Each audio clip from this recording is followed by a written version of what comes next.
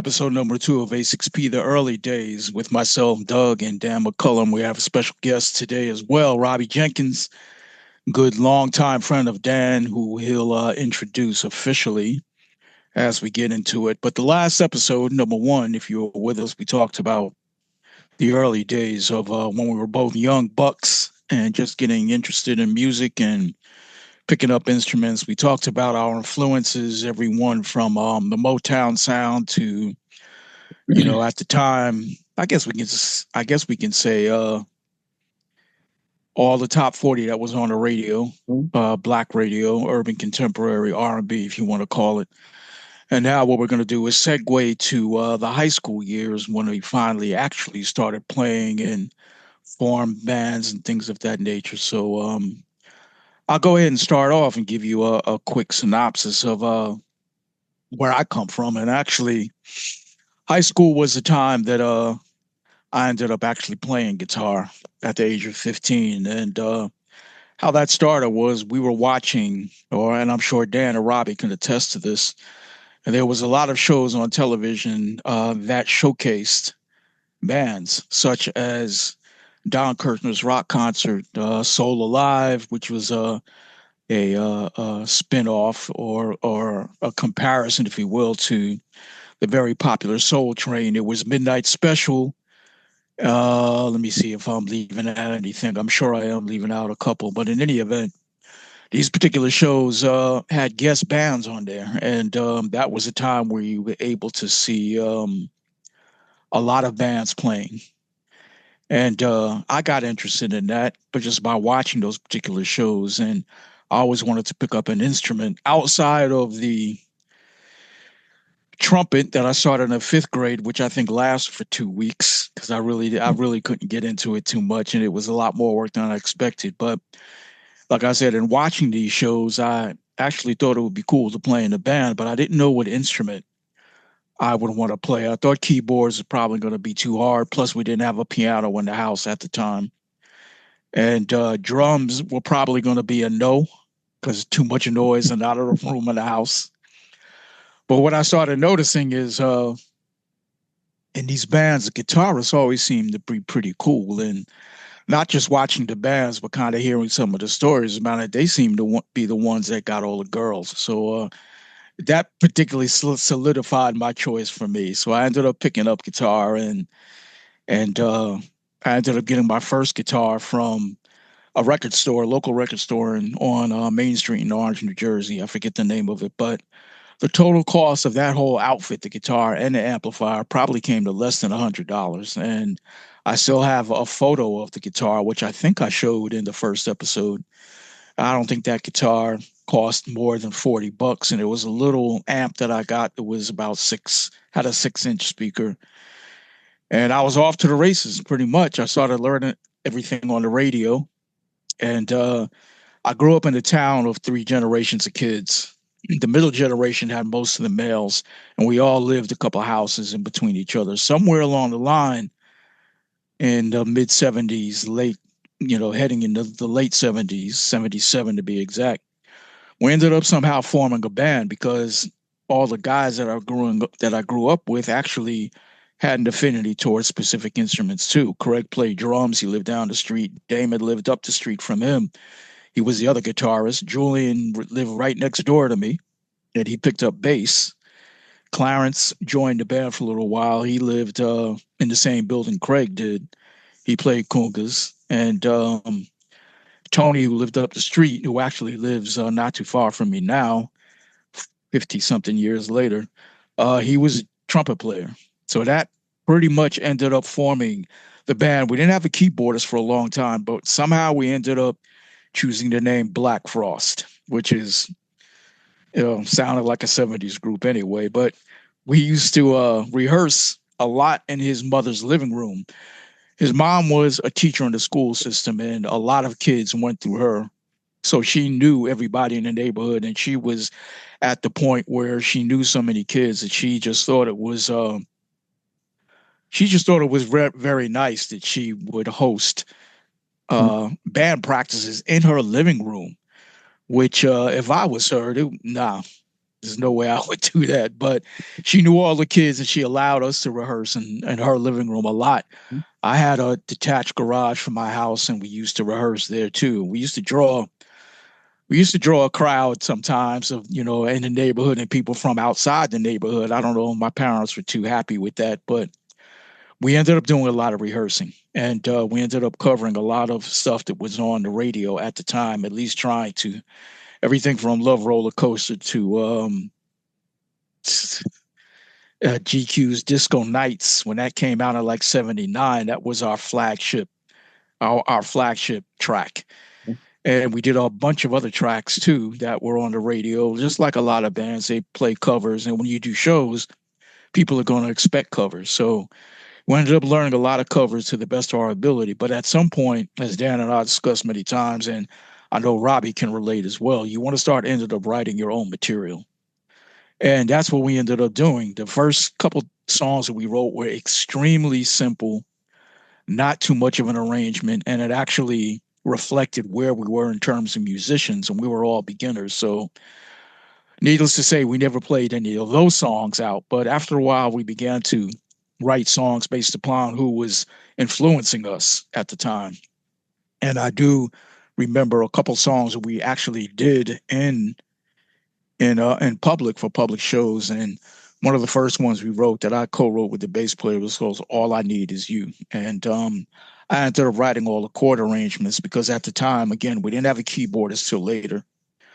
So I was handling all the guitar work, the chordal work anyway, for the most part, and the arrangements of that, as well as the bass player who was a very skilled writer, at least as skilled as we could be at 14 and 15 years old.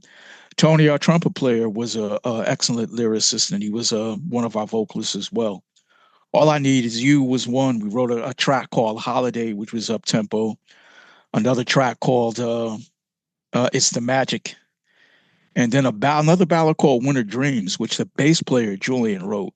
And we ended up kind of finding our way into our own style of music writing. And it ended up being a good growth point for us.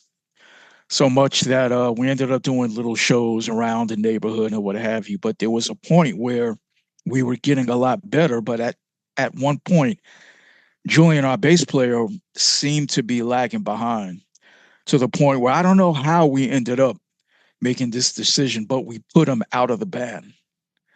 And we ended up getting another bass player who lived across town. And actually, his name was Terry, and he is the nephew of the '70s disco singer Glenn Guthrie. So he had a music in his background and his family. And we kept Terry for a little while, but little did we know that when Terry was our bass player for that short time, Julian was in the cut shedding.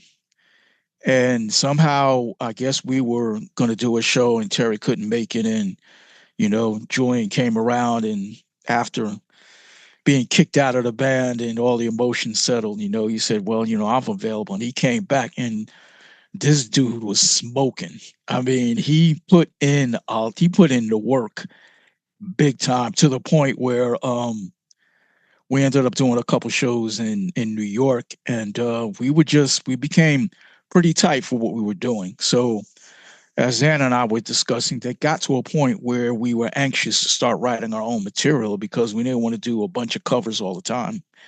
And like I said earlier, it was a pretty good growth point for us because we emulated who was out there, but it also taught us about harmonies and chord arrangements and the different musicians that we were influenced by, whether it was be a guitarist or a horn player or a bassist. That started to come out as well. So it was a lot of good times writing that stuff, and we ended up doing a talent show at my high school, and people knew of the band already. So there was up to the months coming in the talent show, the buzz got out, and the talent show was always at the end of the year. And my high school hosted it, but they allowed other bands and other artists from crosstown high schools to participate. So the word got out that we were going to play, and the buzz was going. And I never forget, it happened just like some of the stories I seen on TV. The night that we were going on, somehow these two girls found their way backstage before we went on. And one of them was one of your typical fast girls at the time. And I was back there, and I think the other guitarist was back there. And they were all, we just came back to wish you good luck. And they're hugging all this and kissing or all this stuff like that. And I'm like, all right, that's fine and everything, but we got to go on. So we went on and we did our set. But the Crosstown band that joined the talent show and participated, they were a group called Sunday. And they were well known all over the city. And their band, that band was tight, very, very tight. And so tight that they ended up taking first place at this talent show, and we took second place, which we couldn't really complain about because we did the track called Disco Nights. We did All Night Thing, which I sang lead on, and they smoked us. They did pretty well. We did great because we got a lot of accolades. There was a lot of cheering from the fans, and I just remember only seeing the front row because the lights were so bright that we really couldn't see back into the auditorium. But those that in the front row was really giving us a lot of good vibes. So that was a memory I'll never forget. It was pretty cool. An interesting human nature or human interest story out of that real quick is there was a guy in that band that goes by the name of, we called him Benny. His middle name was his first name was Bernard, so we called him Benny. But actually, his full name is Bernard David Whitworth. And if you know of Earth, Wind, and Fire now, he joined Earth, Wind, and Fire, actually, straight out of our hometown. And he's a short, light-skinned guy with the braids that you see singing a lot of the lead. And he was always an extremely accomplished musician on keyboards as well as trumpet. So it was nice to be able to know him before he got famous. But high school was a time was very instrumental, no pun intended, for myself as well as the members in the band, and we had a pretty good time. So high school was great. Was a good time in my life as a musician, and I know that Dan can attest to that. So I'll turn it over to him and let him get into his story. Yeah, thanks, Doug. And getting into my mind was similar to Doug, but it was a little wayward because uh my town is broken up into like different parts. There's east side, west side, uh north side, and south side of then most towns are. And so, like I mentioned before, in our first episode, I got into the knack of, especially with Motown artists, ruining a lot of my parents' records, you know, with that needle, going back, writing all lyrical content, all the oohs and ahs, all the inflections, everything. 'Cause I just wanted to, and because back then you didn't know who were the writers for the most part. So anyway, moving fast forward, uh, got into high school. I remember, I think I was in the 10th grade, uh, got together with a group, because at that point, and I wasn't playing the bass set at that point, but I had a pretty much a little bit of a high voice, kind of, call it for what it is. And I did, well, not I want to say, let not be collective here. We did Shake You Right Down to the Ground by the Jacksons at the Stanford High Talent Show. Because back then, those type of things happened in our high schools and so forth. And that was the first one. And it was pretty good. It went over pretty good. We didn't win, like you, Doug. We didn't win, but got a lot of positive responses afterwards, uh, from especially from the girls. Guys, they be, I don't call them haters. Sometimes you have that and everything. But we had a lot of that, and everything. And but one of the things that developed as I was going through high school is that doing cover tunes, that was great. Like you mentioned, that's you go with your influences. Uh like you mentioned, Ohio players. Um uh Also, excuse me. I think what was that? KC and the Sunshine Band. That was another one. We didn't have trumpet. We didn't have trumpet players back then, but those type of things. And we were fortunate. 'Cause I met Derek. Derek lived up He went to his house one time with me. He lived up High Ridge Road, way up High Ridge Road, and his dad, his mother was more supportive than his dad. His dad, he's like, you know, he wasn't into the noise, what you want to call it that. But that's where we practiced up there and everything. And we got to a point where I started getting frustrated because I wanted to uh write songs. I wanted to do my own, and I think that came from when I first met Bernard Jackson from Surface, and that was my first time formally writing a song formally or collaborating with someone, and that was a song called One to One. Because I had it in my head, and he helped me, lay it out, format it, and so forth, which was pretty cool. And so that's what I was looking for. I said, I want to do that.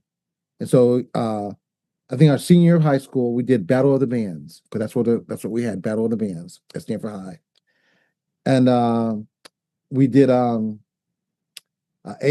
part song, Heartbeat. And anyone that knows the song Heartbeat, it's an A-part song through and through. Not a whole lot to it. Tana Gardner. We did that Yeah, track for a while too. yeah, and everything. And but then we did and I can't remember the title of the tune that they agreed to do that I wrote with another guitarist because you met Donald Rhodes, Doug. You met him before. Because he played with Stephen Humphrey, who you met. And so Donald and I, because Donald was starting to play the guitar, and we wrote the song. And that went over well. As far as like I said, didn't win, but it went over well as far as the response at the aftermath and everything. But then with that gave me more frustration as far as wanting to write. And so I looked at, I like looking at people who I knew around town, who I'm gonna say for me they were more established than what we were. And that's why we have Robbie, on the call, because I don't know how I got. I think I introduced myself to her. I don't know how it happened, but uh, I was at my dad's over on the west side. I think it was called Martin Luther King Building, and so had some friends over on Merle Avenue, and I somehow got contact with Robbie, and we talked, and we had some things in common as far as music goes. Somebody had taken business law, did the music theory thing, and all that, and those are some of the things that I believe he had done while he was in high school. And so, and then one of the things that I think we were both fortunate to have were two at the time two heavy hitting producers in the town that we lived in, which was Stamford, Connecticut.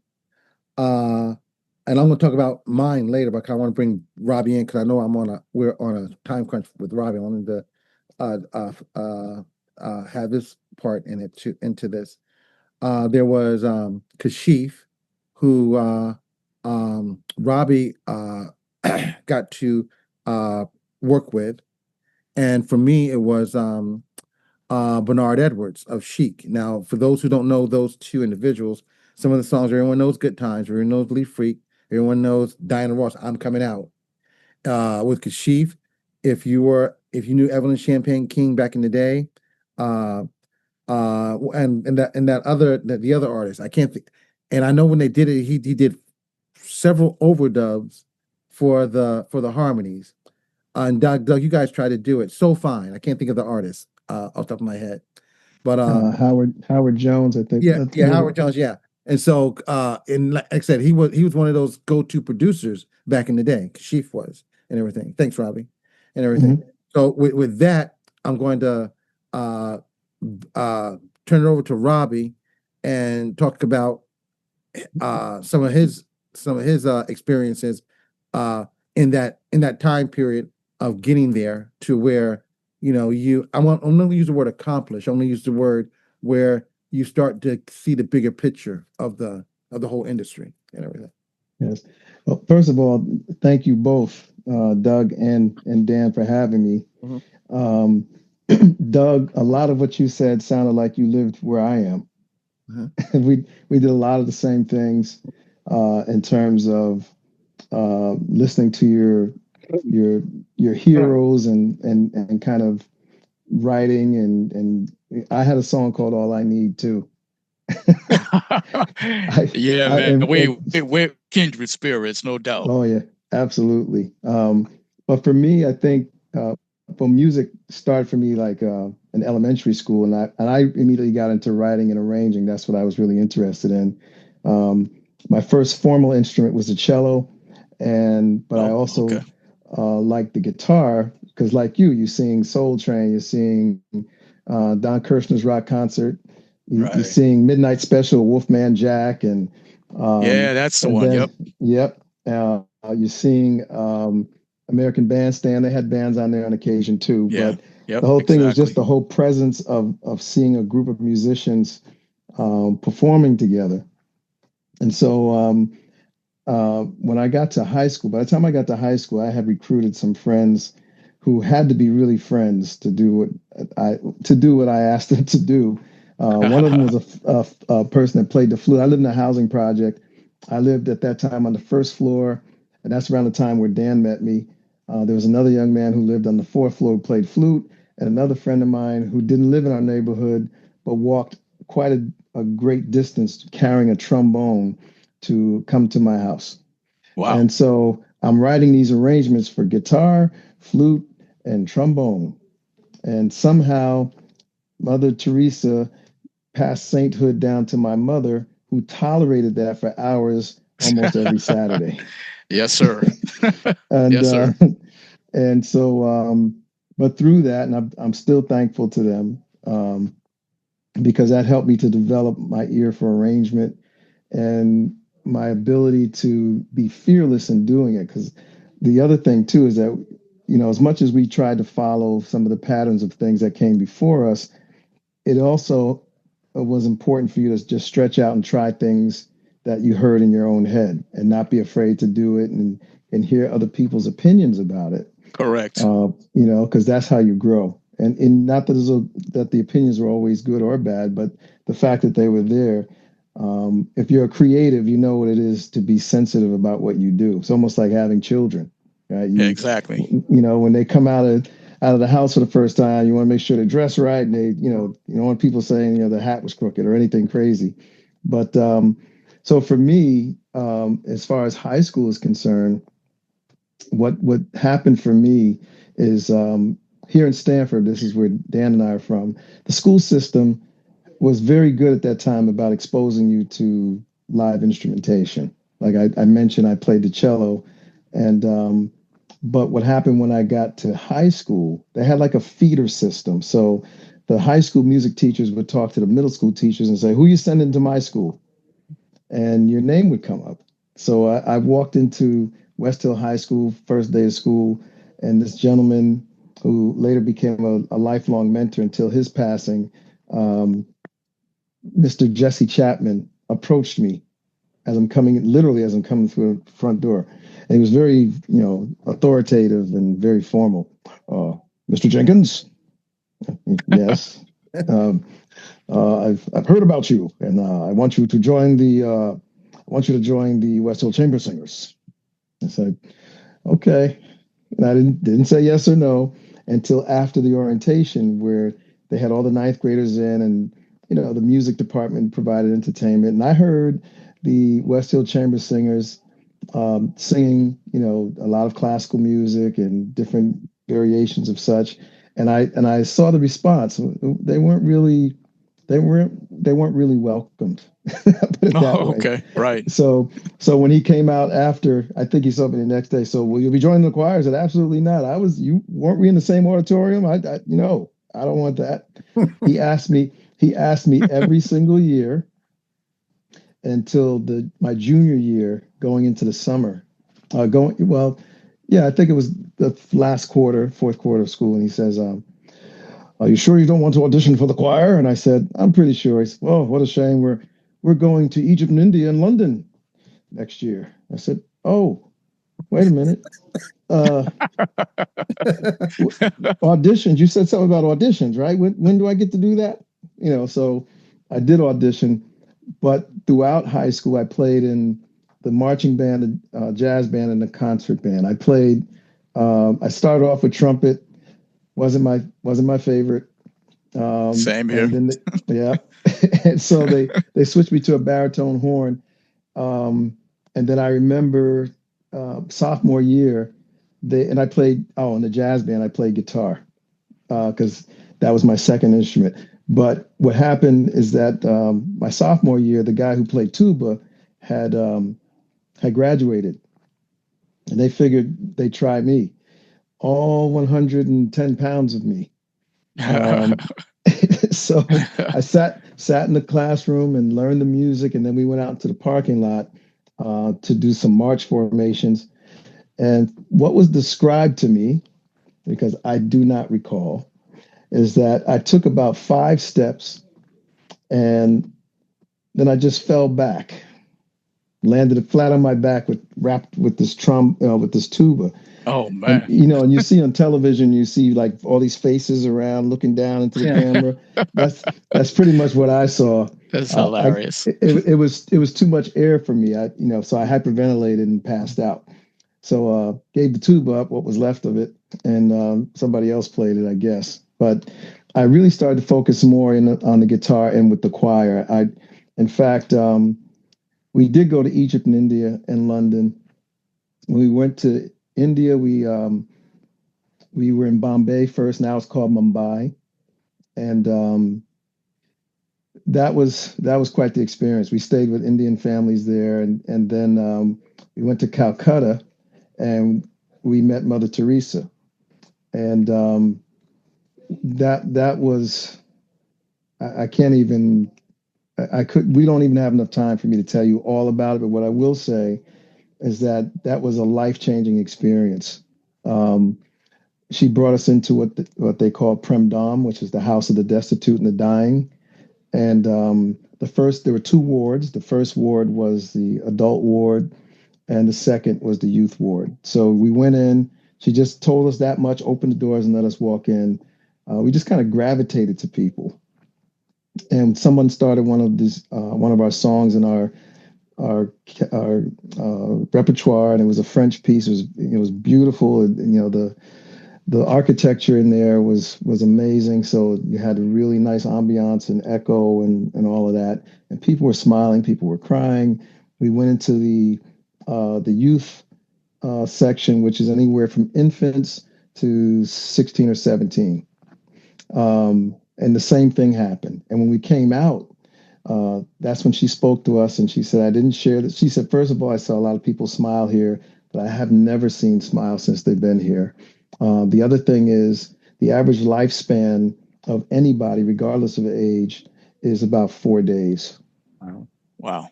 Wow. So you had infants in there, remember, and you had teenagers, and you had adults, and a lot of the adults were not old; they were just sick.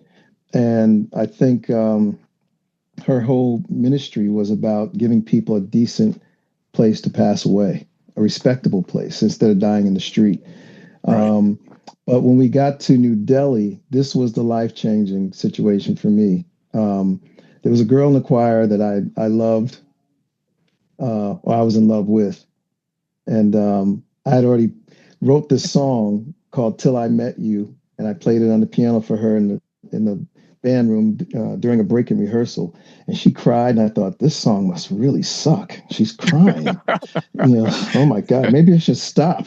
Yeah. But but she explained to me that she loved the song, but I was maybe a day late because another guy in the choir started dating her. So she was crying because she loved the song, but I was pouring my heart out basically for nothing because she already had somebody else. But Yeah.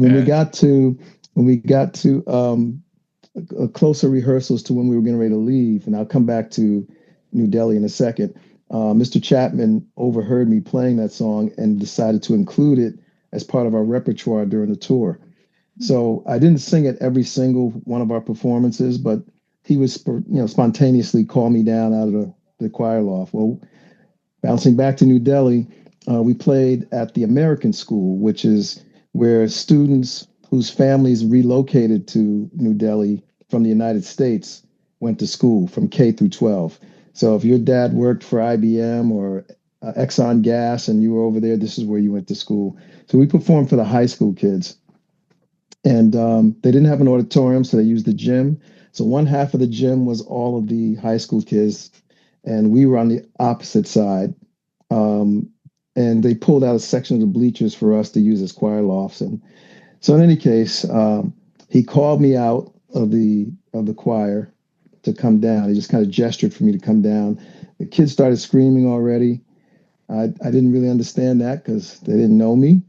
Um, so I didn't know why, but I had my afro. Dan had an afro too back in the Yeah. day. He did. Yeah, I've seen Um, Dan's afro. yeah. So I had the little, I used to call it a lollipop afro. It was the perfect, thanks Yeah. to, some of the girls in the hood, they hooked me up. Yeah. Afros had to But be in any, tight. yeah, absolutely, absolutely. So I sat down at the piano and I played the first three chords. They screamed some more. I sang the first three words and they screamed even more. I don't even know if they heard the song. They screamed through the whole thing, which I started laughing. I had four background singers too, that had kind of made up their own background parts. And they were standing to my right.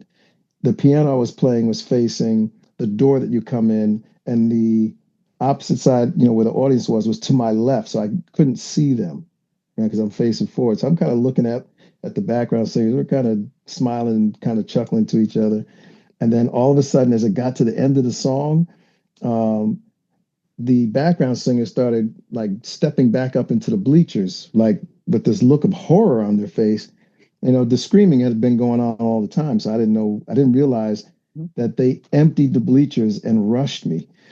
All the adults that were in there, their teachers and our chaperones, they formed like this human chain to keep them back.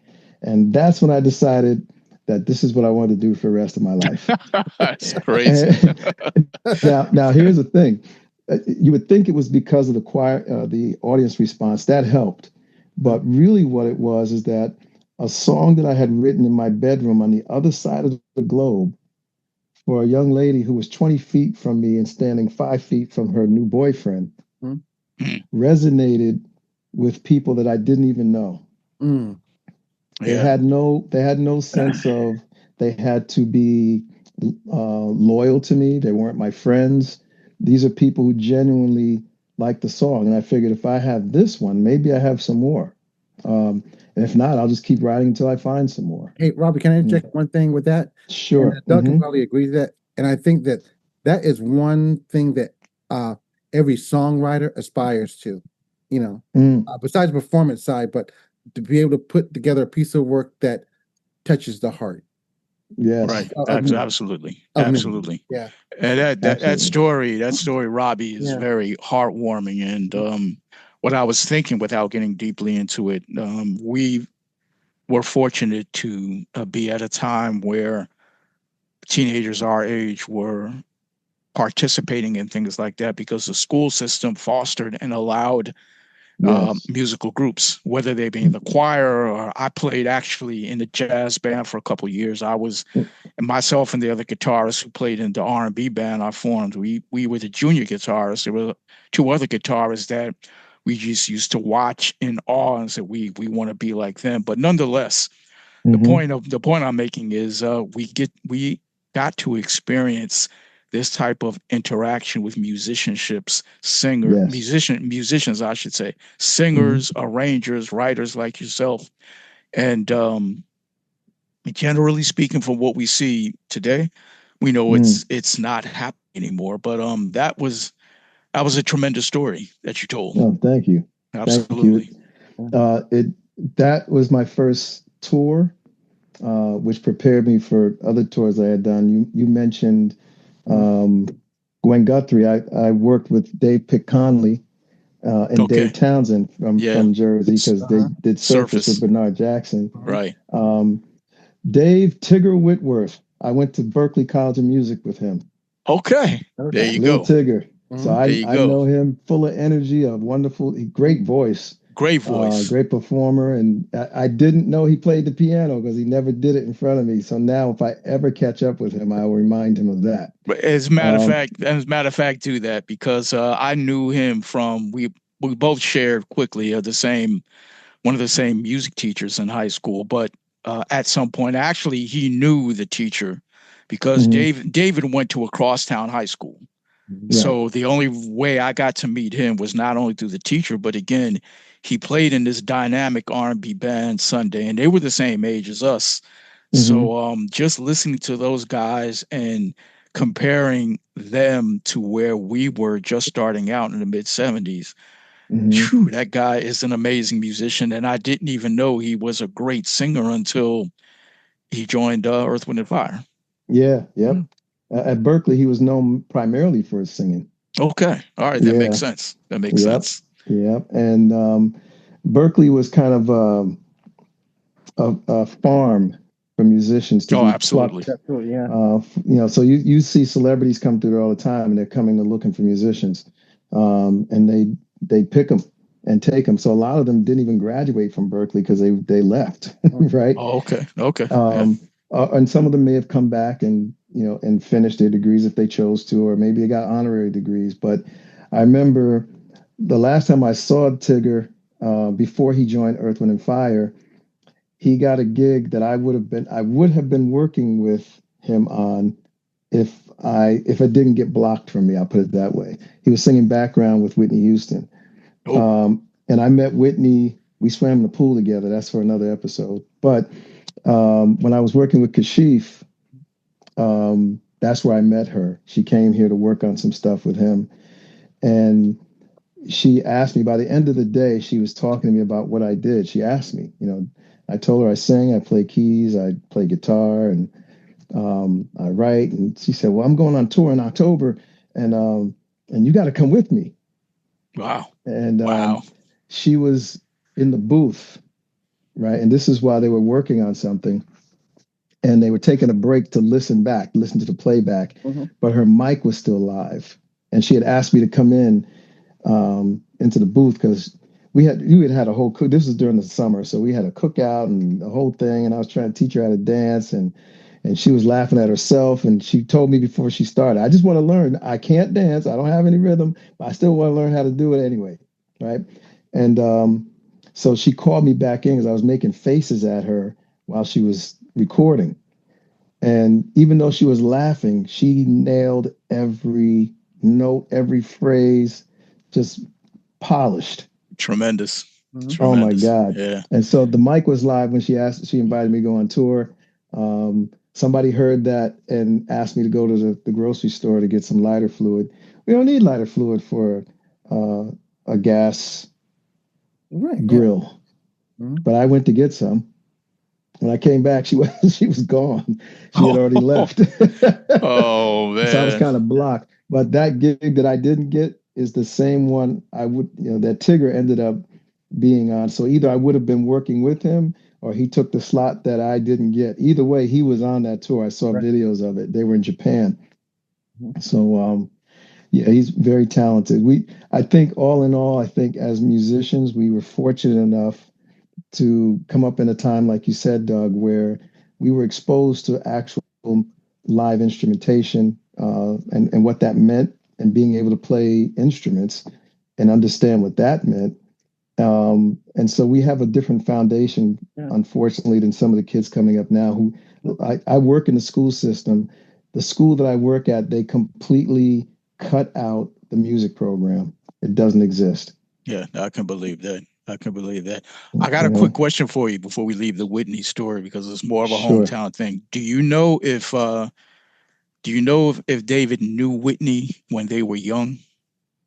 David Whitworth. Yeah. I'm not sure. I'm not sure. We never talked about her. Okay. The reason I Um, asked because I never met Whitney, but I went to school with her brother Mike, yes. and Mike ended up marrying a girl that I graduated with. So Mike, I think, was maybe a year or two ahead of me.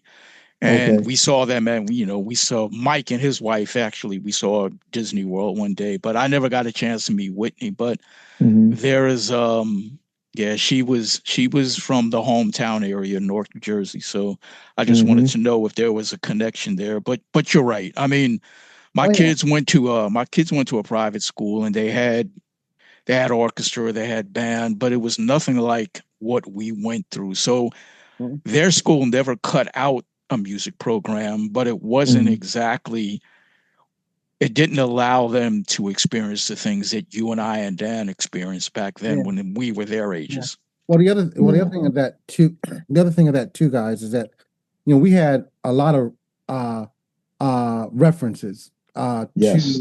to that. We had I know we mentioned like American Bandstand, Soul Train, Hmm. Don Kirshner, so but we also had the Partridge Family for what it's worth, even though it was, but Hmm. we had those references, and there was another show group that was out there as well. And even in the cartoon segment, we all Yeah. The know monkeys the and monkeys, Yeah, Arch. I mean, even the the cartoons had a Archies. band, Archies. Come on, all that kind of stuff. So we had that. We had those references as to say, not to say, but to emulate, but basically is that we could see ourselves, especially with the whole Motown review and all of that. We had a Hmm. reference, and then like when the Jackson Five came out, that was like, Oh yeah. and Robbie, I was telling Doug this story, man. When I first heard the Jackson Five, and it was "I Want You Back," and we were at Hmm. music at the breakfast table, you know what I'm saying, and Hmm. I thought it right. was a woman because I mean, I had to be what 8 or 9 years old, Hmm. maybe if that. And I Hmm. thought it was women singing until I saw them on the Ed Sullivan show, and Yeah. Wow. Yeah, we were I was talking like, about that. Yeah, yeah, yeah, I was like, wow, yeah. But like I said, so I said we had something that today's youth or other generations have missed out on for sure. Yes, they did, and yeah, Yeah, it's unfortunate because it mhm, doesn't seem like it's heading in that direction yeah, anytime soon. We do have some artists that are musicians right. that are writing, but it's still not enough to be a viable impact Hmm. on right, some of our young people Yeah, coming up. It's not enough yet. yeah. right. The pendulum is definitely swinging back in that direction, but it's not all the way there yet. Hmm. Right. And Yeah. and I think what's noticeable too, Robbie, I don't want to piggyback on what you said. Hmm. I think the talent and the approach is definitely there. The issue is what we're not seeing is what we saw back in the day, and that you have a lot of that happening underground, but it's not commercial. Right. And when it's not commercial, especially in this day and age of social media, you're not going to get the same notice and impact that we got. For example, we saw all these acts on the Soul Trains, the American Bandstands, and Midnight Specials. We have YouTube now, yes, that's true, but we don't see that. It's not a part of the daily fabric like it was back then. And No. then you have, not to get on in a long story, you have the technology to the point where you have digital audio workstations that come packed with sequences, samples, loops, things of that nature. And I often tell people a lot of hit songs came out of that, but it only required the person who was composing the song most of the time. Hmm. It only required them to have command of the computer and the particular And the software. application Right. and the And software. You didn't see a lot of in current and past recent R&B. Mhm. A lot of the tenets of songwriting that, especially you, Robbie, that we're all familiar with, the classical aspects of a bridge, hmm of an outro, of modulations leading to the outro, key right. changes. That all Right. comes from understanding theory and arrangement. And if Absolutely. you don't command that, what you'll do is end up not using it, or you're chaining together 4-bar loops and things of that nature. And that became the standard for R&B hits when it never was before. Right. And the funny thing is, speaking about music theory, I was very fortunate at my high school to have a teacher who taught us music theory from his college notes. Um, so I took 3 years of music theory, and then the fourth year was composition and arrangement. He was so thorough that I was almost able to test out of freshman music theory in college. There was a few things he didn't teach us, and so they told me because I didn't know that on the placement exam that they didn't want to let me jump ahead. I'm glad they didn't because there were some things I would have missed. Right. Um, but I think the other thing, and I want to touch back on something else you just said, is when my first demo, I had a band in the studio. I had a drummer who actually played the drums. I had a bass player like Dan that would actually play the bass. I had when I was 17 or 18, actually 18 going on 19, I had an 11-piece band. I had a full horn section, trumpet, sax, and trombone, and full rhythm section. Myself and two other singers. Um, and I sat at the kitchen table and wrote out all the music for everybody. Yeah, So and exactly. we had to rehearse it before we went to the studio, Right, right? So that right. you knew what you were going to do.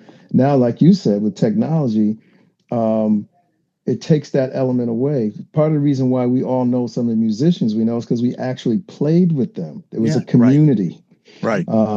These people now, and we're using it too because it's available. But the whole thing is, um, we become so isolated in our creativity that we don't know anybody else, Yeah, right? yeah. That's an excellent point because Yeah. I know that we can talk in another time frame about AI, but a lot of people say that now that opens the floodgates and it tear down the gates and everything. But you said something that's very important. Even when DAWs became available and you were able to be a bedroom producer, Mhm. you were able to crank out these songs. And the fact of the matter is that you really didn't have to deal with anybody else, no other musicians, Mhm. No, because of what the technology allowed you to do. And I'm right. not saying that's a bad thing. I'm just highlighting the fact that you just mentioned is very true. Yeah, Hmm. It's very true. yeah, because some of the top, I think it's the better album, but so I'm not gonna debate that.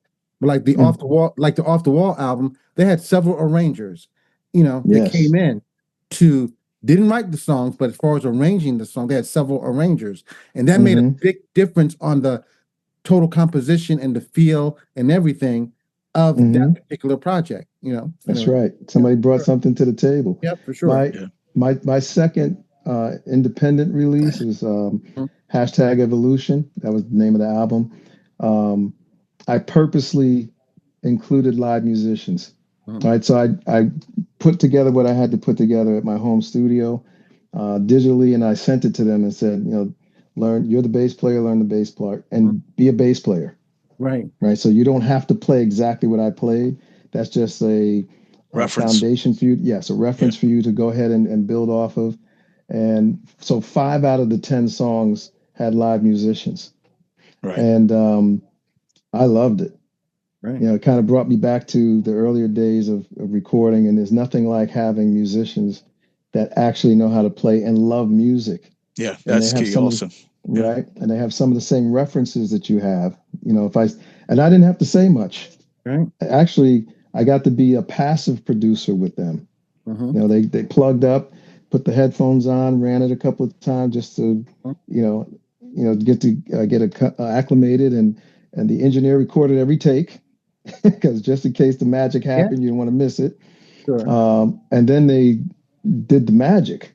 So Mhm. you thought you heard something during the warm up. Wait till they actually play. Yeah. Um, and there's nothing like having that energy if you could get it. And so I'm not a proponent of saying one versus the other. There's always ways where you can make them both work if you know how to do that and if you're open to doing that. And of course, like you said, there's a whole other. Hopefully you'll invite me back and we can talk about some other things too. Most definitely, Rob, because we Yeah. I have would like that. got to I let would you like know that. we're going to talk about how when because we haven't got to the point where when Doug and I met in college and how Mm, that started to develop, and then and how we got into uh really writing together, right. Right. and how that developed and everything. And even when we did our first uh small studio uh Hmm. session together and everything. And it Right. was interesting, it was and show you how small it was. It was a 12 track studio and the guy charged us $1 a track per hour. So basically Wow. 12 tracks, $12 an hour. So hey, Wow. hey, and well when you That's where we start. yeah, but when you're in school, that's good, and Yeah. everything. So but like I said, definitely gonna have you back, and Yeah. Most definitely. for sure, and Absolutely. Thank you. everything, and so I know you got check out, and we're running a little behind and everything. But That's Robbie, okay. Yeah. I really appreciate you guy for Thank you. joining us today. Because hopefully a young head will listen to this series of episodes, and a light bulb will go off and be like, Well, hey, I can be the next whatever, the yeah, next Dan creator McCullum. of something that's not there, whatever, and everything. Right. Right. Cool. I wanted to say Yeah. before I go that I appreciate what you guys are doing because this is so important. These discussions are important for the exact reason that you stated, Dan, is that um, this will live on long after the three of us are gone, and Right. hopefully this will be something that people will touch on and say, well, hey, I didn't realize that, or I didn't know that, and maybe do some research, and maybe it might change the way they think and create. So I'm honored to be a part of at least this discussion, and I look forward to coming back to see you guys again whenever you have me. Oh, Thank we But appreciate that, Robbie. Appreciate it, Robert. I want to Mhm. echo Dan's sentiment, and your experience has added a rich aspect to the discussion. And as I touched on briefly earlier, and this is going to be a future episode, I think it'll be a good springboard to talking about, where AI is going in terms of composition and individual compositions. I've been in a lot of discussions with people mhm, online, and you're seeing a lot of the usual fear that comes forth when any new technology is brought forth. right. But in terms of composition, as I said earlier, it opens up the floodgates for anybody to use the technology and I'd like to put it this way, have a song attached to their name.